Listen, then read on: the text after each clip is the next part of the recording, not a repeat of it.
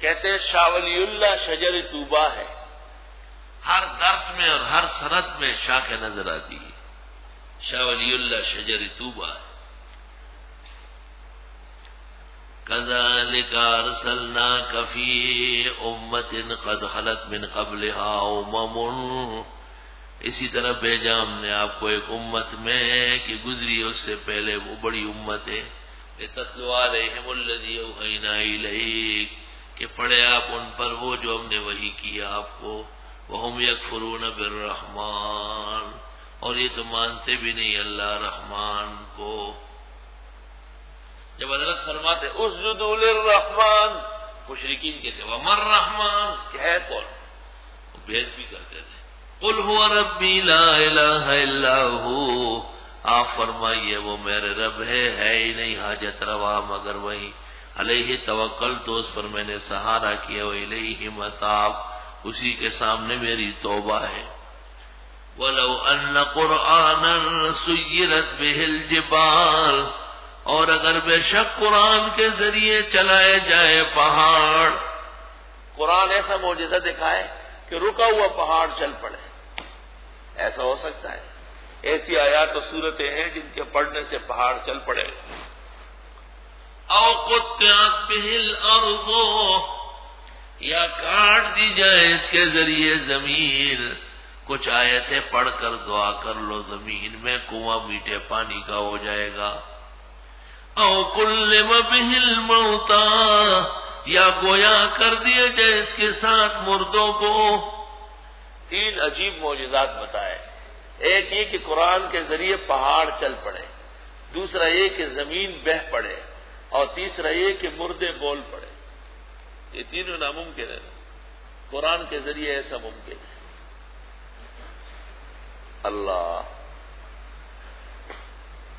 اس کے سمجھنے کے لیے ایک حکایت سن لو کہ یہ معجزہ حسن بھی ہو سکتا ہے اور معنوی طور پر بھی ہو سکتا ہے۔ ایک ماسٹر صاحب چھوٹے چھوٹے بچوں کو پرائمری پڑھا رہے تھے، ایک پہاڑی پر اسکول تھا،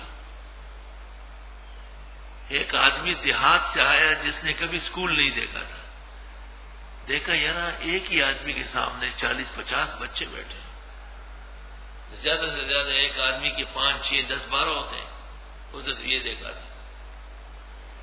اس کے قریب آیا اور ماسٹر صاحب سے کہا کہ آپ یہاں کیا کرتے ہیں؟ کہ میں بچوں کو پڑھاتا ہوں۔ کیوں پڑھاتے ہیں؟ تاکہ گدھے سے انسان بن جائے۔ کیا؟ گدھے سے انسان بن۔ کہا اچھا بنا دیتے ہیں آپ؟ بالکل، میرے پاس بھی ایک گدھا گھر کھڑا ہے اور اس سے انسان بنانا ہے، لے آؤں؟ لے آؤ۔ چلا گیا گھر، 2-3 دن میں گدھا لے آیا اور ماسٹر صاحب کو کہا میں گدھا لایا ہوں، آپ اس کو پڑھا کے انسان بنا۔ بس ٹھیک ہے، آپ باندھ دیں، 6 مہینے بعد آ جاؤ، 3 مہینے بعد آؤ۔ وہ آ گیا، ماسٹر صاحب سے کہا وہ میں گدھا لے کے آیا تھا انسان بنانے کے لیے، انسان بن گیا؟ کہا بالکل، تو بن نہیں تھا؟ کہاں ہے؟ ماسٹر صاحب کا ایک شاگرد تھا بہت قابل، اور وہ تحصیلدار تھا، زمینوں کی گرداوری وغیرہ کرتا تھا، اور فاصلے پر ایک دفتر تھا اس میں بیٹھا ہوا تھا۔ کہا وہ ایک گدھا تھا، اس سے میں نے انسان بنایا ہے اور سامنے دفتر میں دیکھو کام کر رہا ہے۔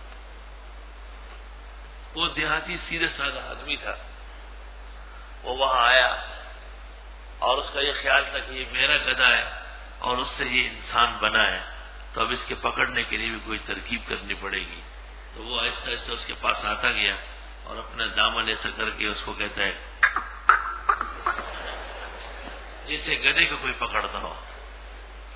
وہ تحصیلدار نے کہا خیر ہے بھائی، کیا ہو رہا ہے؟ کہا میں ماسٹر صاحب کی خدمت میں گدھا لایا تھا اور اس نے میرے گدھے سے انسان بنایا ہے، تو وہ انسان آپ ہے، اس لیے میں آپ کو لینے آیا ہوں۔ تحصیلدار نے کہا کوئی شک نہیں، میں گدھے سے بھی بدتر تھا۔ ماسٹر صاحب کی تعلیم کی برکت ہے کہ مجھ میں یہ صلاحیت آئی ہے اور انسان بنا ہے گدھے سے، لیکن میرے پکڑنے کا طریقہ یہ نہیں جو تم کر رہے ہو، کیونکہ مجھے مسالہ زیادہ لگ گیا ہے، میں اب بہت آگے نکل چکا ہوں۔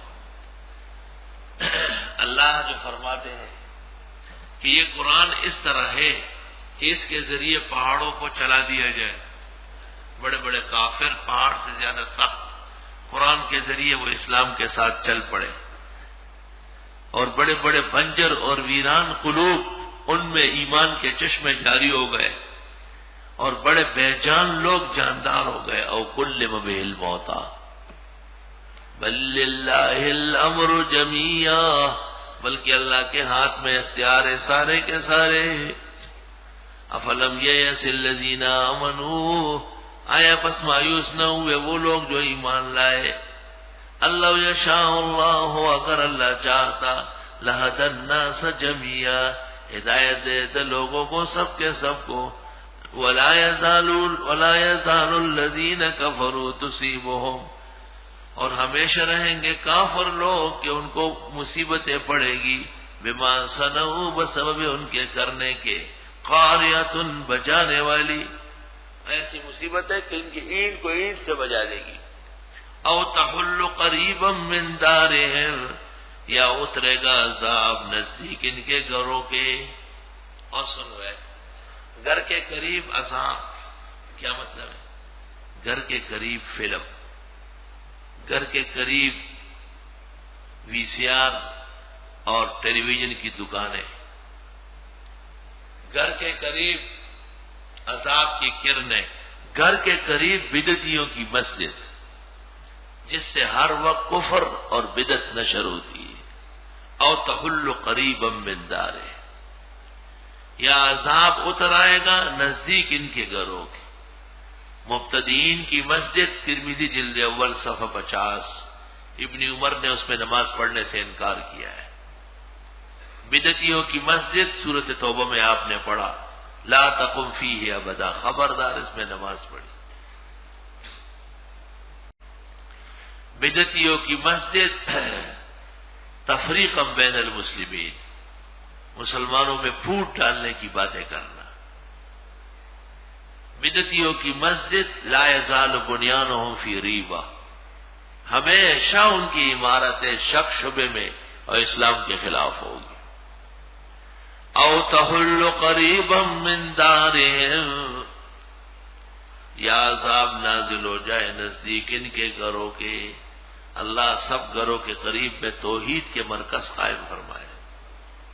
حتی یاتی وعد اللہ، یہاں تک آ جائے اللہ کا وعدہ، ان اللہ لا یخلف المیعاد، بے شک اللہ پر خلاف نہیں کرتا وعدے